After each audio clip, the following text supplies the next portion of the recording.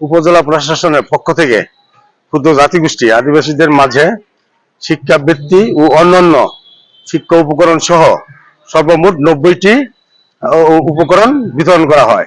বেশিরভাগ আমরা আপনার গ্রাম অঞ্চলে এবং ব্যাকওয়ার্ড জায়গায় বসবাস করি।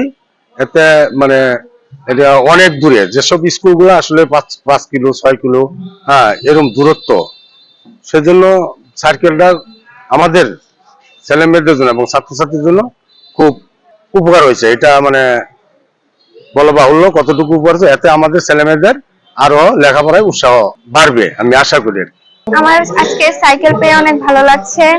আমার সাইকেলটা পেয়ে অনেক সুবিধা হয়েছে, কারণ আমার প্রতিদিন স্কুলে আসা যাওয়া ডেইলি 50-60 টাকা খরচ হয়। এতে আমার এই মানে 50-60 টাকাটা খরচ হওয়া থেকে হবে আর কি, সুবিধা হবে।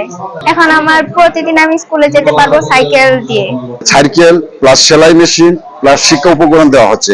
এতে যারা ছাত্রছাত্রী আছে শিক্ষা উপকরণ পেয়ে তারা অত্যাধিক আনন্দিত হবে এবং শিক্ষার প্রতি তারা আরো আগ্রহ বাড়বে। আর আমাদের যে মা বোনদের যারা আছে সেলাই মেশিন দিচ্ছেন, তারা অবশ্যই এটা আর্থিকভাবে ওই পরিবারটা সচ্ছল হওয়ার জন্য ব্যাপকভাবে আমাদের কাজ করা হবে।